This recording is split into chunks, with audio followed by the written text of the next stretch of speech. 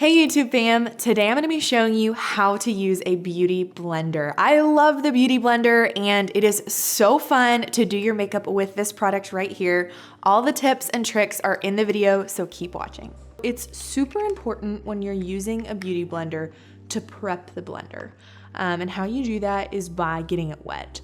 So you'll notice that a beauty blender grows quite a bit in size from maybe when you get it in the packaging to when you're using it on your face. The consistency also changes quite a bit. It's very soft. I can scrunch it all the way down, it pops back.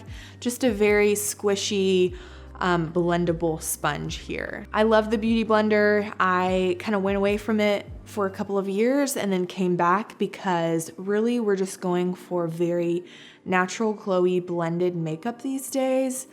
And I think it's phenomenal to achieve that. I also really like it if you have any texture on your skin. It definitely helps kind of blend that texture out better than a brush would. Okay, so I'll be using the Dior Face and Body in the shade 2.5. My skin is my winter white right now, so it even looks a little dark. And then I just take the larger side and blend that in.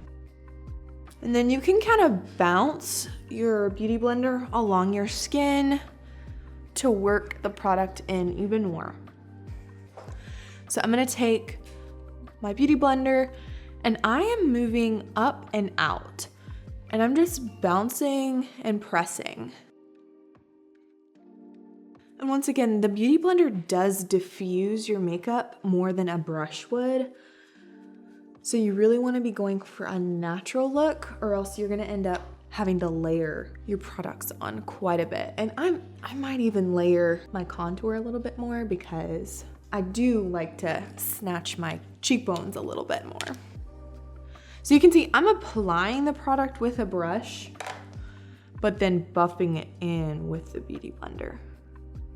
This isn't for all of my products, but it's a lot easier to strategically place products with a brush. Next up, I'm taking my e.l.f. HD powder, and this is just a translucent powder. And I will take my beauty blender, coat the tip of it, kind of where it goes in to a point, and then I will set my under eyes.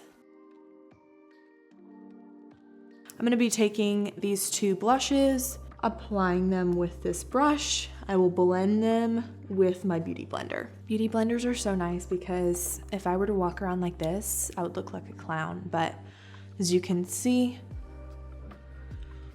it really helps blend and diffuse. Yay. Now I'll be taking my Charlotte Tilbury Airbrush Flawless Setting Spray and soaking myself with it. So literally, I'm soaked at this point. And I'm just gonna take my beauty blender and press that in. One thing that I want you guys to keep in mind with the beauty blender is that you do have to clean it, ideally after each use.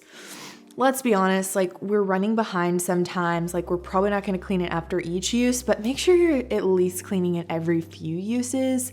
And I like to wash it with a little like dish soap or like unscented, just something clean and that's actually gonna sanitize, because in the past I've made the mistake of not, and they get stanky, like terrible, and you just have to throw them away. So you will have to change out your beauty blenders every couple of months or however often you do your makeup. I'm sure there's a number of uses on the package or something like that I could look up, but they're a great addition to any makeup routine. I definitely recommend using them, especially if you're wanting a more natural look or you're wanting to cover up some texture.